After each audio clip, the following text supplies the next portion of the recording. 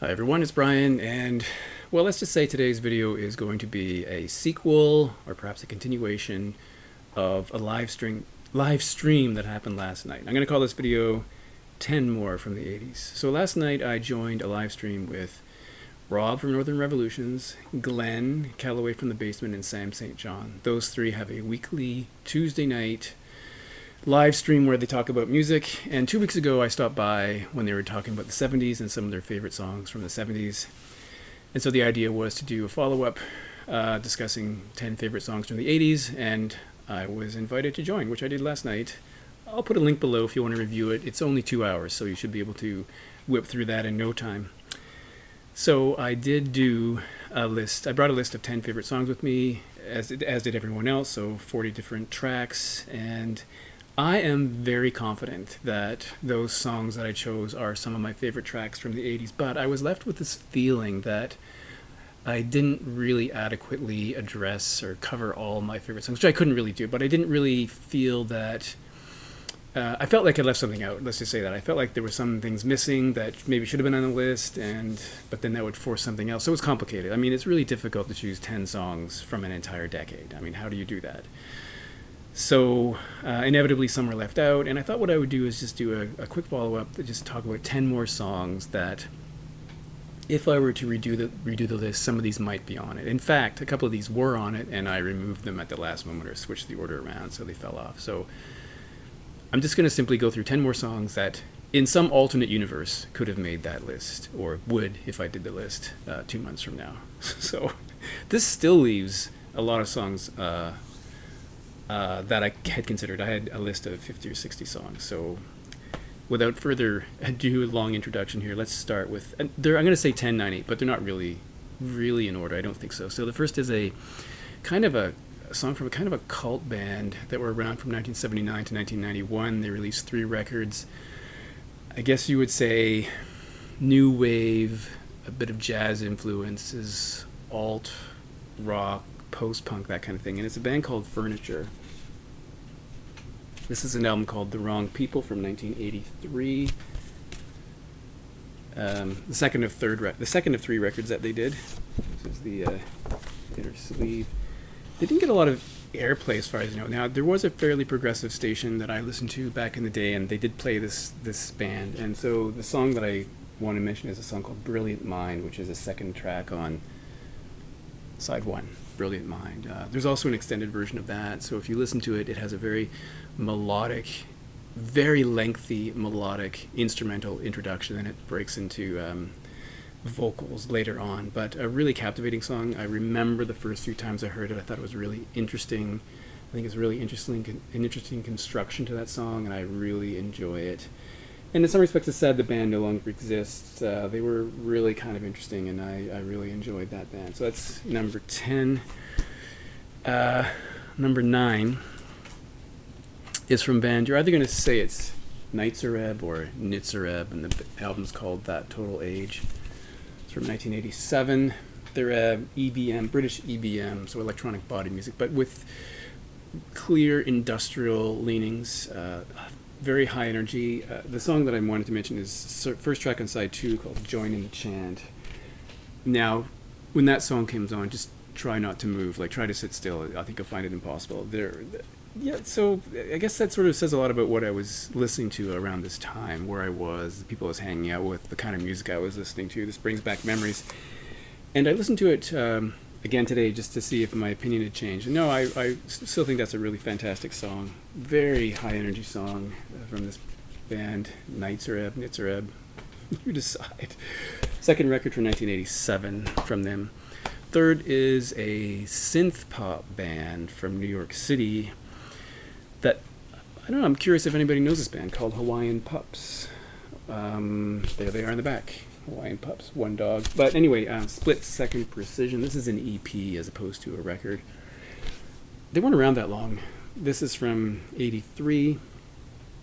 4 tracks on side 1, ending with Baby Judy, and side 2 leads off with an extended mix of Baby Judy. And that's a song that I wanted to mention, which I really enjoy. I'm not sure I remember the first time I heard it, but I remember hearing it and thinking, wow, this is like the wackiest song I've heard of in a long time. It's got really weird sounds, very strange vocals. Just it's like perhaps drug induced. I don't know. It's very very strange. But I have always liked that song. Now, this is not particularly hard to find now. I've seen this many times in shops. But back in the day, there were certain tracks that people who listened to the radio station I liked had a hard time tracking down. And so they were collected on a series of CDs called Hardest Hits, volumes 1 through 5, and this appeared on one of them. The extended mix appeared on like the first or the second one. I can't remember which. Those are the days before streaming, where the only chance you had of listening to a song was if you got it on the radio or someone had the record or a cassette or something. So,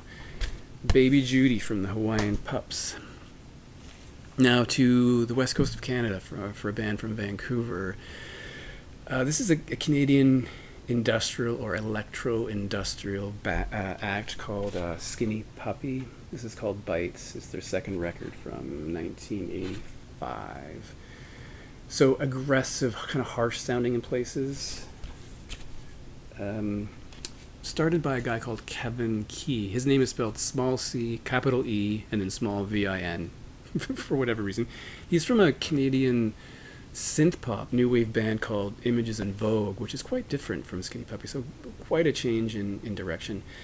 They were known, or are known, I guess, I don't know if they're still making music, to be honest, for projecting horror themed videos as they did live shows, and I think I heard something about vivisection being shown. I'm not 100% sure on that, but very in your face kind of music. And the track that I remember the first time I heard it, I was really impressed with it. It was called Assimilate. First track on side A. I mean, there's lots of great songs on here, but that one in particular, it was just something that really appealed to me. Yeah, there's no intersleeve in here, but there is an order form. I'm always curious to see what would happen if I send in the order form and tried to get a copy of their first record for $8. Don't think it would happen. Anyway, these early original pressings of Skinny Puppy records I realized recently, are quite valuable. I saw this one the other day for $100, and this is a pretty minty copy, so I guess that's part of my retirement planning right there. Number 6, not that they're really in order. Number 6 is from a Belgian EBM electronic industrial band called Front 242. This is what year is this? Sometimes I don't know. The fourth record from 1988.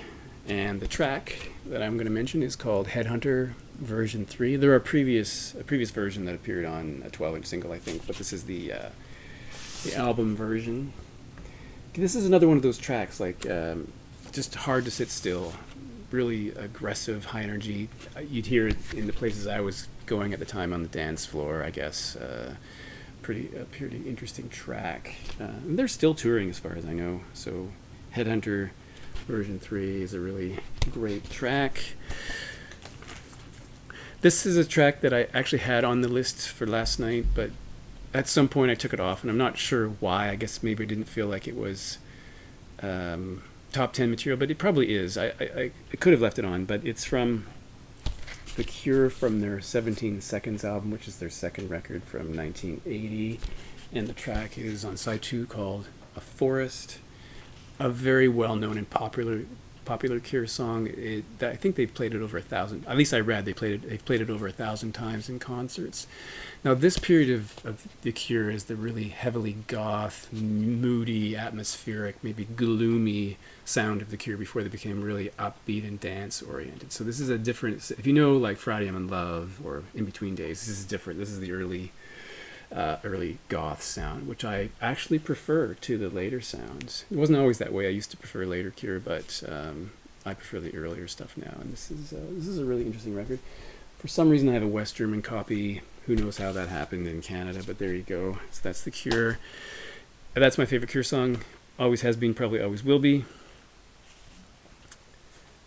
Fourth one, or the top 4 on my list, is from a very virtuoso guitar player called Adrian Belew. So in addition to a solo career, he played with King Crimson for something like 32 years with Robert Fripp and others. And in his career, he's released at least 16 solo records, some live records, some compilations, and also all the records with King Crimson, which I didn't count, but there are a number of them. He's a singer, songwriter, producer. Has produced a lot of things. Played with Talking Heads, Frank Zappa, the Tom Tom Club. I'm gonna forget something, but produced dozens of bands. Known for achieving interesting sounds with his guitar, like making his guitar sound like a rhinoceros or an elephant and that kind of thing. So really interesting stuff from Adrian Belew. And the track here is Big Electric Cat, first track on side A, which is a song that has always appealed to me. I have a 10-inch single up there somewhere, but that song is just I've always really loved it. It brings a smile to my face. And one year on my birthday, I called into the radio station that would be brave enough to play some of the music I was listening to at the time, and requested this song on their all request lunch hour. And I got to go on the radio and say, it's my birthday, I'm Brian, this is Adrian Belew, Big Electric Cat. Very exciting. So yeah, very interesting guy. Top three that I've chosen, not necessarily the top three, but the last three, is from a band that was a punk band, and then sort of, as some punk bands have done, became more melodic or updated their sound. So early records, really punk, well, not hardcore punk, but sort of punky, and then added things like synthesizers and drum machines. This is a band called Wire, and the record's called The Ideal Copy. This is their fourth record from 1987 on a gatefold. This punch out here, I guess it was remaindered. Now, if you know this band, you're likely going to think that I'm going to choose Ahead for this song, but I'm not. I'm going to pick Ambitious. I remember the first time I heard that song. It just really interested me, and I still love it to this day. Ambitious, first track on side 2, which I think is just a phenomenal. So it's weird to hear this band because there's traditional things like the guitars and whatnot, but then you have some drum machines and whatnot added to it. So I really, really like that record and that song especially.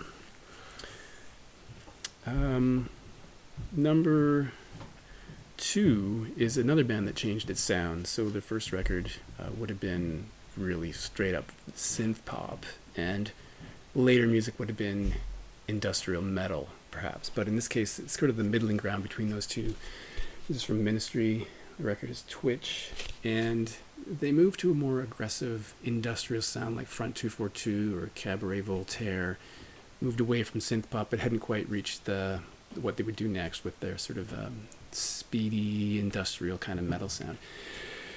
So it's darker and more aggressive than the first record, as you can tell by the image. And the track here that I remember hearing it for the first time, first track on side B, called Over the Shoulder. I have the 12-inch single back there.